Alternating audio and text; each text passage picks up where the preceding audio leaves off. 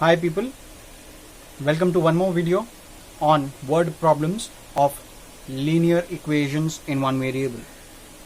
In the previous videos we have solved various problems.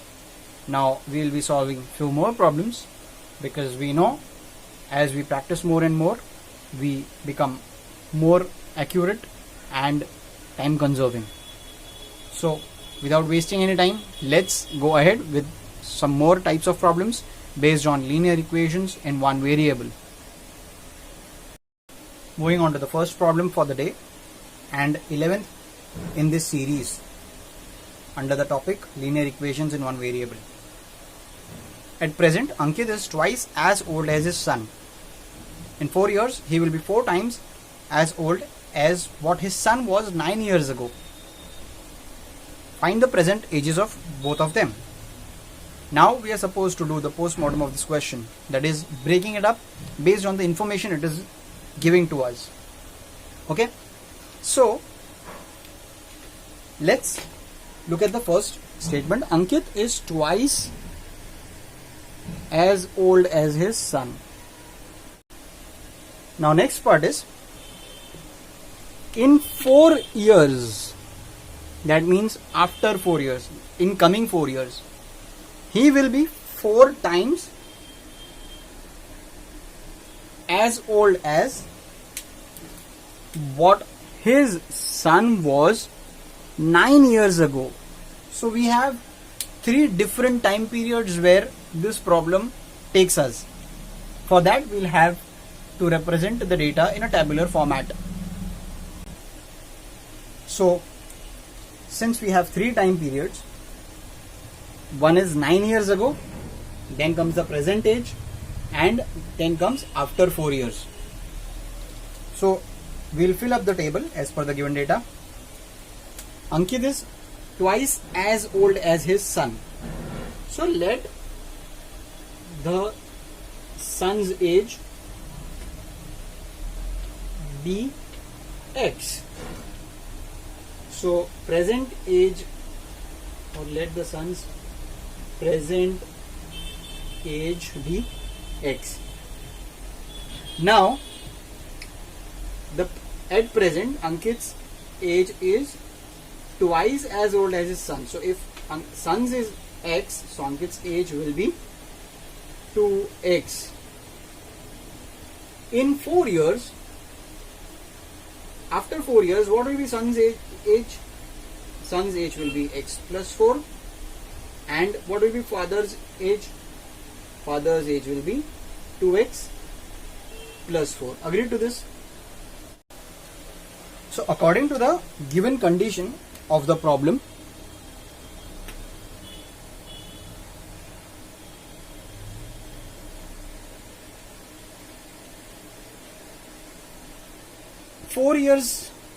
in 4 years, that means after 4 years,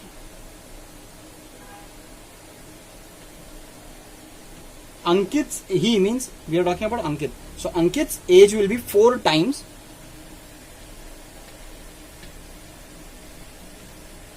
that means 4 multiplied by as old as what his son was 9 years ago. His son was x minus 9 years ago.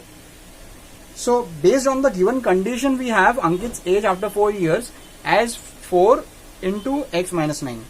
And based on our assumptions, we have Ankit's age after 4 years as 2x plus 4. So this conversion of your conditions in the statement into the mathematical statement is very important. So based on the given condition, we should equate 2x plus 4 and 4 into x minus 9. Please understand this again. As per our assumptions, we have 2x plus 4 as Ankit's age after 4 years. If 2x is the present age, after 4 years, 2x plus 4 will be the present, will be the age of Ankit. But according to the given condition that after 4 years, Ankit's age is 4 times the son's age before 9 years. So before 9 years, son's age was x minus 9. So as per the condition 4 into x minus 9. Now based on this we are going to equate it. So kindly pause the video, equate it and let me know what is the value of x. Now let's cross check for those who have solved it on their own. 2x plus 4 is equal to, we'll open this bracket, 4x minus 4 9s are 36. Now 4x, I'll bring all the unknown terms on one side and known terms on the other side. So I prefer to keep 4x on the right hand side itself because it's larger, and when this comes on the other side it becomes 4x minus 2x, and this 4 plus 36, as it is minus on the other side. When I try to balance the equation, it becomes 4 plus 36. So 2x is equal to 40. Therefore x is equal to 20 years. What is x? X is sun's present age. So present age of sun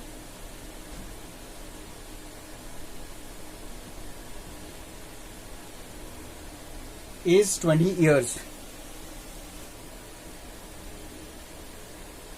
Ankit's present age based on our table is 2x, that is 2 into 20, which is nothing but 40 years. Let's move to the next problem, which looks like a comprehension passage more than a word problem in mathematics. But as a mathematics student, we are not supposed to get scared of the problems. We are supposed to jump to solve the problem after collecting the data from it. Comprehending the problem is an important task. So let's move ahead and read the question full once. Srividya gets a certain amount of money on retirement. She deposits half the money in a bank, gives her daughter half of the remaining and an additional sum of rupees 6,000. She gives her son the remaining amount, which is found to be half of what she gave her daughter. What is the amount that Srividya received on retirement? So, too much of content, but my job is to simplify it for you all. Let's consider this amount which she received on retirement. She deposits half of it. So this goes to the bank. What's left with me over here, since this goes to bank, I just cancel it out. What is left to me over here is the remaining part which Srividya has. Now she gives her daughter half of the remaining. That means if this is this remaining, half of it is given to the daughter, but something else is also given, an additional sum of rupees 6,000. So from this half, the daughter has been given an additional sum of 6,000. So from this half, more 6,000 has gone to daughter. She gives her son the remaining amount. So this remaining amount goes to son. Remember, this half minus 6,000 goes to son. This half plus 6,000 goes to daughter. One more data is given. This portion or the amount which is given to the son is found to be half of what she gave to the daughter. So after giving this 6,000 to her, son's amount becomes half of what is being given to the daughter. Now let's move ahead with our assumption. So let us consider this whole amount that Srividya received on retirement be X. Okay, so Srividya received X amount. Half of the money has been deposited in the bank. Money deposited in bank is half of what she received. So money deposited in the bank is X by 2. Now she gives her daughter half of the remaining. So what does the daughter have? Daughter receives half of the remaining, that is half of the remaining. When money was deposited in the bank, X by 2 was deposited and remaining amount was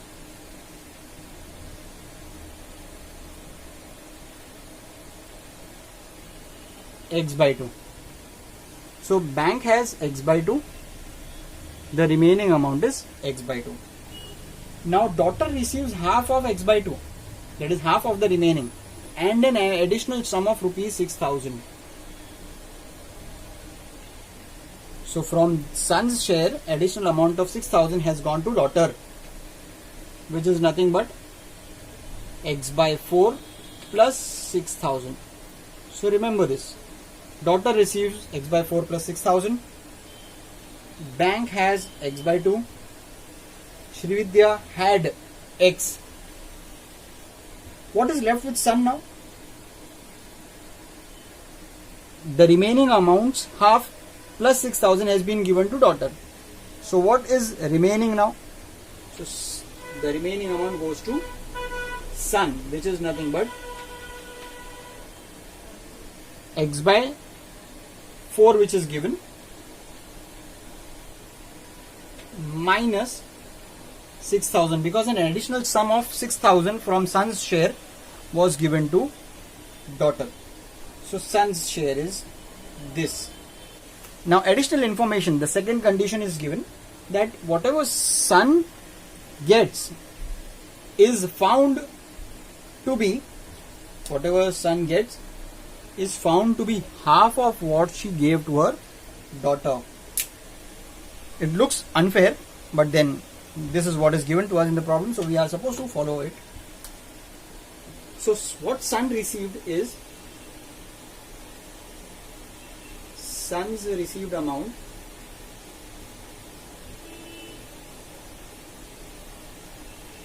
is equal to half of daughter's received amount. Okay? Son's received amount is equal to half of daughter's received amount. So what will be our next step? It's much obvious.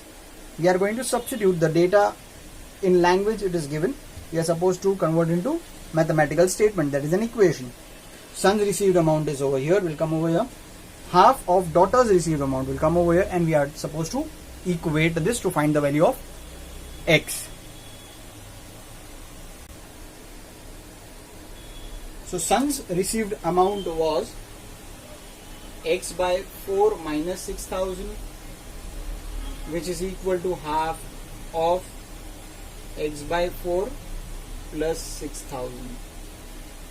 So those who have confidence in them, just pause the video and try solving it on your own to find the value of X. And what is X? X is nothing but the amount that Srividya received on retirement. The final answer of the problem. Let us simplify this. We are supposed to open this bracket first, so we will keep all the other things as it is. X by 4 minus 6,000 is equal to, half gets multiplied to both these parts of the bracket. Half into X by 4 is nothing but X by 8 plus half into 6,000 is nothing but 3,000. Now remember the steps. We are supposed to take all the unknowns on one side and the knowns on the other side, or keep them on one side of the equality sign and the others, the known ones, on the other side of the equality sign. So I'll prefer to bring x by 8 on the other side, which becomes minus x by 8 while balancing. This 3000 will remain as it is, and minus 6000 on the other side becomes 6000 plus 6000. Now the right hand side over here is simple, 9000. What will be over here? So until unless we don't have the same denominators, we cannot operate on these fractions. So take the LCM. LCM is 8. I want to convert this denominator into 8, so I'll have to multiply the numerator also by 2 and denominator also by 2. So it becomes 8. So this becomes 2x upon 8 minus x upon 8, which I can write as 2x minus x upon 8 equals 9000. Because we have same denominator, we can now operate, and this 8 which goes on the other side becomes multiplied, and 2x minus x gives me x.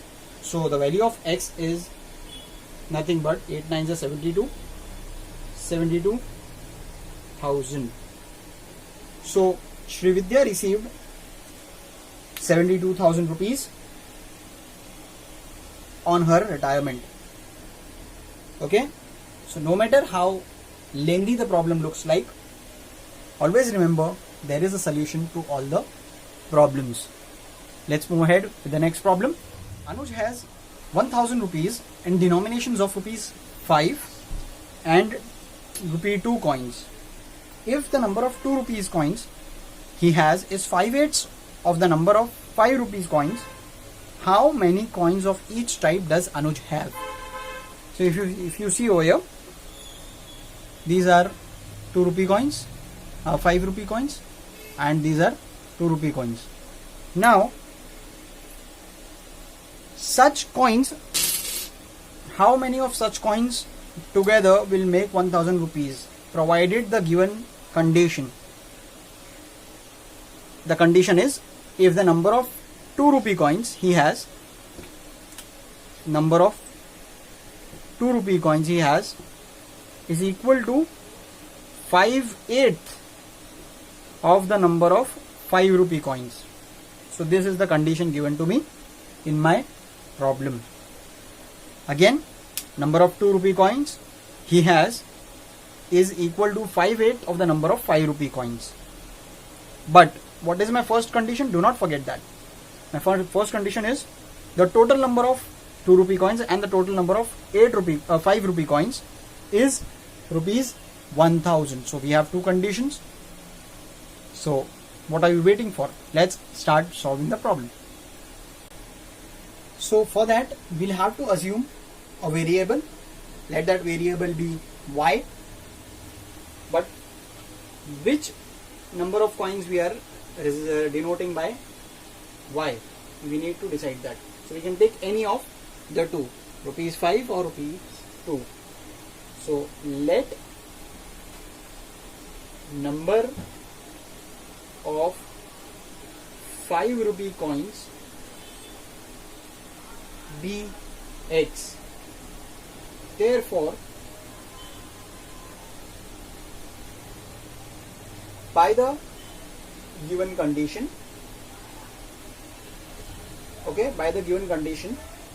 number of 2 rupee coins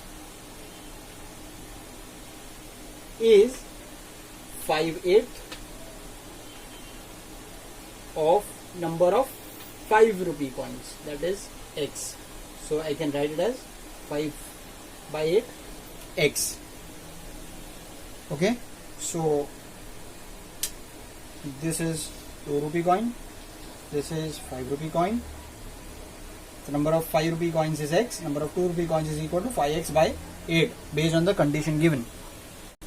Let's not forget the first condition that is given to us, that is the total amount when we add all these coins, the total amount is 1000 rupees.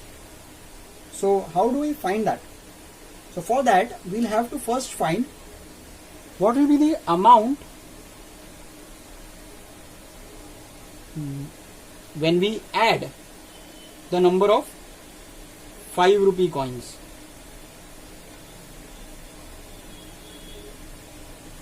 The amount of 5 rupee coins and the amount of 2 rupee coins. So it's a common sense that if I have 10 5 rupee coins, I'll multiply 10 by 5 by 10, which gives me 50 rupees. So if I have X 5 rupee coins, so the amount will be 5 into X. Same ways, if I have 22 rupee coins, so I'll multiply 2 by 20 and the amount obtained by 2 rupee coins will be 22 is 40. So same ways over here, the amount of 2 rupee coins will be 2 multiplied by, what is the number of 2 rupee coins? That is 5 upon 8 x. Okay, we can take this as 5x by 8. So why am I multiplying it? To get the amount which I get from all the 5 rupee coins and from all the 2 rupee coins. Okay. Now let's move ahead. The amount I got of x number of coins of 5 rupees and the amount of 5 by 8 x number of coins of 2 rupees. So using this for the first condition, so the total amount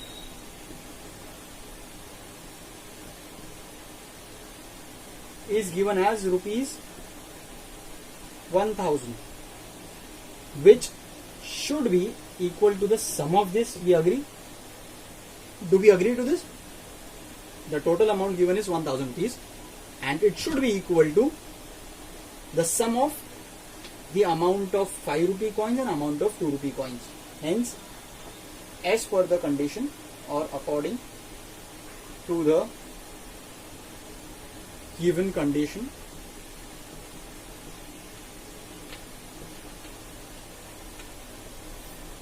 amount of 5 rupee coins plus amount of, let's simplify this, 2 5s are 2 1s are 2 5 are 4 x, 2 1s are and 2 4s are 8.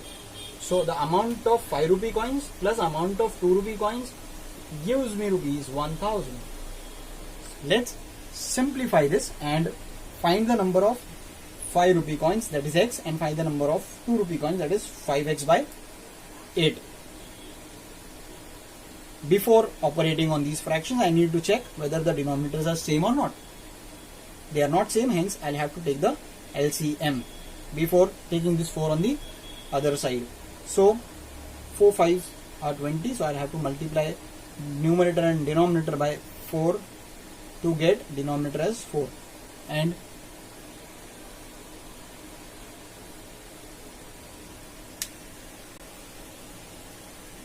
so 5x by 1, LCM is 4, so I'll have to convert 4 into 5x upon 4 into 1 plus 5x by 4. This gives me 20x upon 4 plus 5x upon 4 equals 1000. Now, as we see the denominators are same, we can operate on these fractions with a common denominator as 4. So 20x plus 5x upon 4 gives you 1000. Now this 4 is divided, so on the others, in the other step, in the next step, it will become multiplied. So it goes over there and becomes multiplied. 20x plus 5x gives me 25x. 4 into 1000 gives me 4000. And what will be my x then? So x is equal to 4000 divided by 25, and that is nothing but 160. So if number of 5 rupee coins is 160, so over here number of 5 rupee coins is 160, what will be number of 2 rupee coins? So number of 2 rupee coins, so I'll write over here, number of 5 rupee coins is nothing but x is equal to 160, and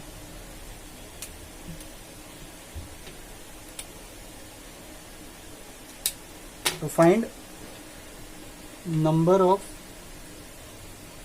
2 rupee coins, I'll use the condition given, which is nothing but 5 by 8 into x, and x is 160. So 8 ones are 8, 20s are 5, 2s are 10, and 0, that is 100. So number of 2 rupee coins is 100 and number of 5 rupee coins is rupees 160. Now if you want to cross check this question, how will you do that? Simple. As we said, the amount of 5 rupee coins plus the amount of 2 rupee coins should be equal to 1000. So let's check whether they are same or not. So amount of 5 rupee coins is nothing but 5 into x, that is 5 into 160. So 5 into 160 gives me 800, and amount of 2 rupee coins, which was nothing but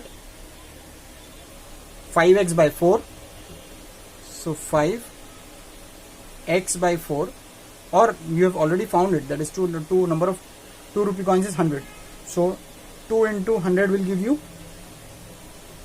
200. When I add these two, it gives me 1000 as required. So if the sum comes to 1000, that means our problem or the solution to the problem is correct. Our next question for the day: a laborer is engaged for 30 days on a condition that he will be paid rupees 80 for each day he works, and he will be fined rupees 10 for each day he is absent. If he was finally paid rupees 1860, that is 1860, how many days did he come to work? So it's a routine condition that normally a worker or a laborer, when he gets employed for certain work and he gets engaged for some amount of or some number of days, there is a condition that he will be paid some amount of money when he works, and if there is no fine or penalty for remaining absent, he may remain absent for maybe his choice of days. So 10 rupees fine is there for each day he is absent, and 80 rupees wage of per day, that is for that many days if he is working. So 80 rupees he will get for that, and 10 rupees he will be fined if he remains absent per day. So there is a laborer, okay, and based on the calendar he has been employed for 7 days. Okay, at the end of the month, finally he was paid rupees 1860, that is 1860. How many days did he come to work? So it's not that easy or oral calculation that we can find that we are supposed to divide 80 by divide 1860 by 80 to get how many days did he work. There is a chance that he was absent for certain days and 10 rupees were deducted for those number of days. Hence we will have to solve this again by linear equation in one variable, and the test of our knowledge is what will be our variable. So since we are supposed to find how many days did he come to work, there's a trick to assume that same thing, number of days that he worked, be x. So let the number of days he worked dx. So how much did he earn based on the number of working days? So if he worked for x days, so amount earned by him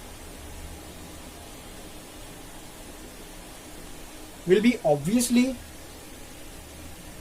80 into x, because 80 is the rate for each day, and if he has worked for x days, the amount earned will be 80 into x. Now we are supposed to find the number of days he was absent also, because we are supposed to subtract the fines collected from him. So if the laborer is engaged for 30 days and he has worked for x number of days, so how many days was he absent? So number of absent days will be total days he is engaged, that is 30 days, minus x. Amount fined to him will be, what is the, this is the number of days he was absent, and the rate of fine is 10 rupees per day. So simplifying this, we get 300 minus 10x. So the amount fined is this and amount earned is this. So based on the second condition, if he was finally paid 1860, which is nothing but the sum of the amount earned and we subtract the amount fined. So imagine if he has earned this much amount of money and a part of it has been fined. This is what he has earned at the end of the month, deducting the fine. Okay, let's move ahead. So total amount he earned is 1860. Total amount is equal to amount earned minus amount fined. So let's substitute the values. Total amount is 1860. Amount earned is 80x minus 300 minus 10x. So 1860 equals 80x. Suppose this is minus 1, and when I open this bracket it becomes minus 300, and minus when multiplied it becomes plus 10x. So let's keep the unknown variables on one side and solve it.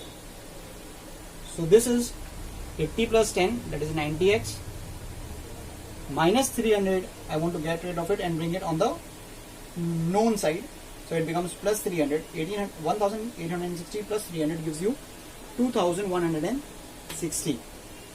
So my x is nothing but 2160 divided by 90, which is nothing but 24.